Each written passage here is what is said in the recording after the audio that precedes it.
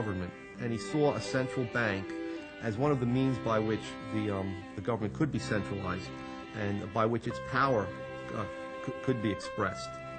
Thomas Jefferson opposed this view. He saw a central bank as an undemocratic tool of the northeastern banking establishment. It was dismantled after 20 years. Jefferson was an opponent of a strong central government, and at all costs wanted to remove the central bank. In 1816, the federal government made another attempt to set up an inflationary central bank. But this second bank of the United States was denounced by President Andrew Jackson as a monster bank for benefiting a few at the expense of many. They inflated the money supply, which brought about a boom initially, that is prosperity to the country, followed by a bust. When they stopped inflating the money supply, many businesses that had depended on the low interest rates that were introduced or induced by the initial inflation went out of business. Jackson succeeded in abolishing the second central bank in 1836. But by then, speculators had set up hundreds of new private banks with little or no gold to back the notes they issued. The nation's monetary system became more stable when the United States introduced a gold standard in 1834. The dollar was worth approximately 1/20th of an ounce of gold.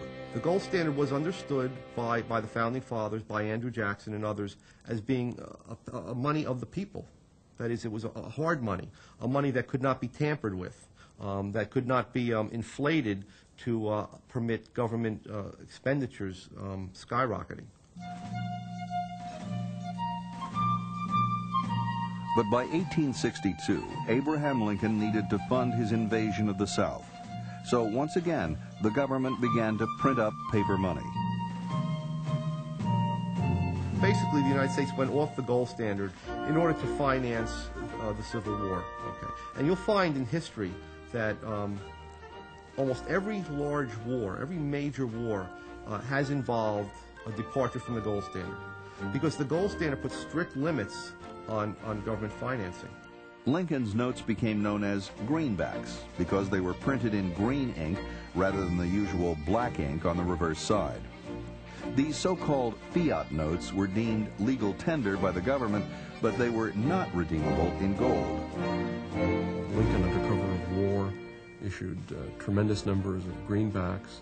Gold was still circulating, but people were forced to accept these greenbacks as if they were at par with gold. The government's power to print unbacked paper notes would later become the pillar of the Federal Reserve System.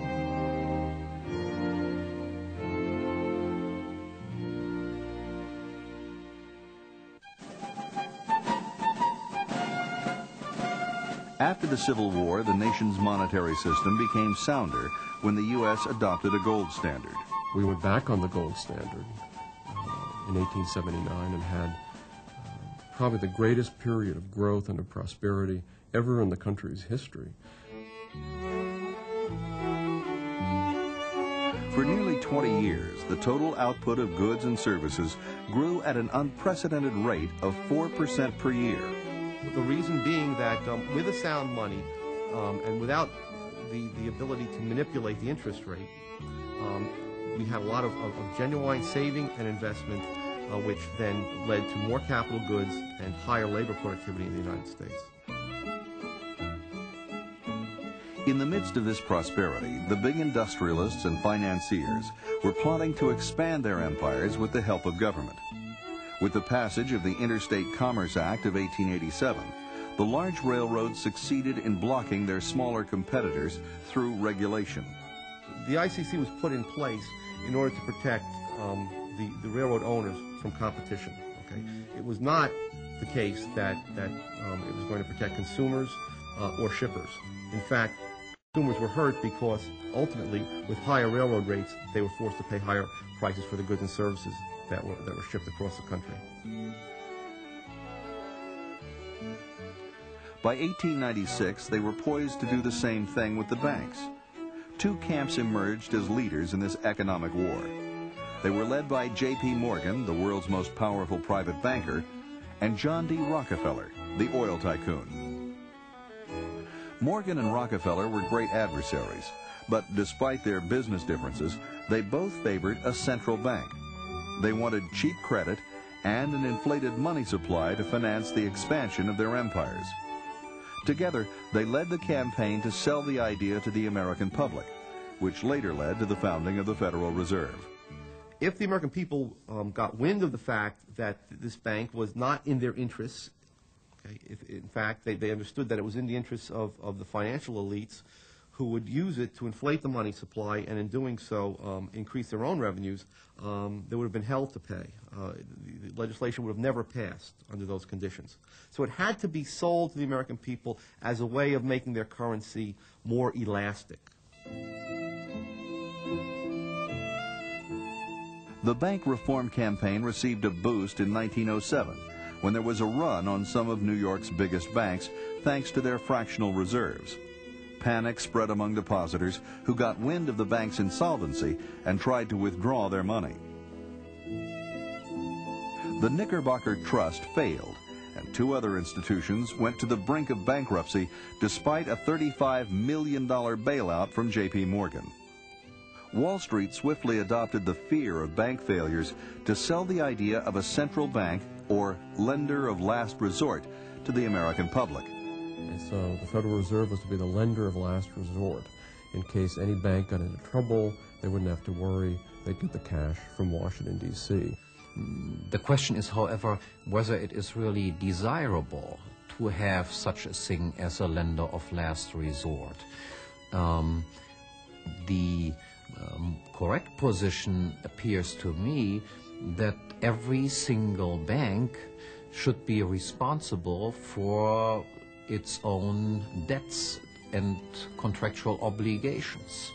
And if banks, through imprudent policy, then go bankrupt, this should not be considered a bad thing, but in fact considered to be a magnificent thing, because bankruptcies, the danger of bankruptcies, is precisely what makes banks adhere to sound policies.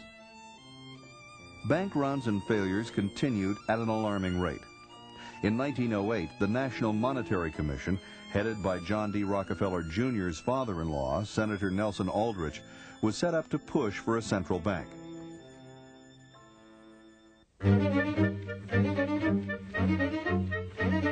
In November of 1910, under the guise of a duck hunting trip, 6 men took a secret train ride to an exclusive private club on Jekyll Island, Georgia, to write a central banking act.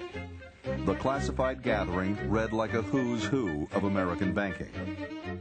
There were 2 Rockefeller men, Aldrich and Frank Vanderlip of the National City Bank of New York, 2 Morgan men, Henry P. Davidson from Morgan Bank and Charles D. Norton, president of Morgan's First National Bank of New York, Paul Warburg, a Kuhn Loeb partner, and Assistant Treasury Secretary A. P. Andrew, who was friendly to both camps. They spent a week at the luxurious club as Morgan's guests, crafting the proposals that would form the basis of the Federal Reserve System. It would be 3 years before their vision was realized. Just before Christmas 1913, the Federal Reserve Act was passed by Congress and signed by President Wilson. It established a Federal Reserve System to oversee monetary policy and regulate the commercial banks. It's no coincidence that the Federal Reserve System was established by the Wilson administration. This was the height of the Progressive era, a time of tremendous government expansion and of special interest deals in Washington. There are 12 regional reserve banks concentrated in the East and the Midwest. The Board of Governors of the Federal Reserve controls and coordinates their activities. The board is made up of 7 members appointed by the President. Even though there were 12 regional banks, Wall Street soon ran the show. As president of the New York Fed, Morgan protege Benjamin Strong seized control of the board's Open Market Committee operations. Strong would remain the dominant force at the Fed until his death in 1928. The Federal Open Market Committee, now based in Washington, directs the Fed's most important instrument of monetary policy, the purchase and sale of government securities on the open market. To increase the supply of money and credit, that is, to inflate, the Fed buys government securities from a few hand-picked firms with newly created money. To tighten money and credit, the Fed sells securities. In this, it can act on its own discretion. Every government wants the ability to create new money. Okay? It's an alternative to raising taxes.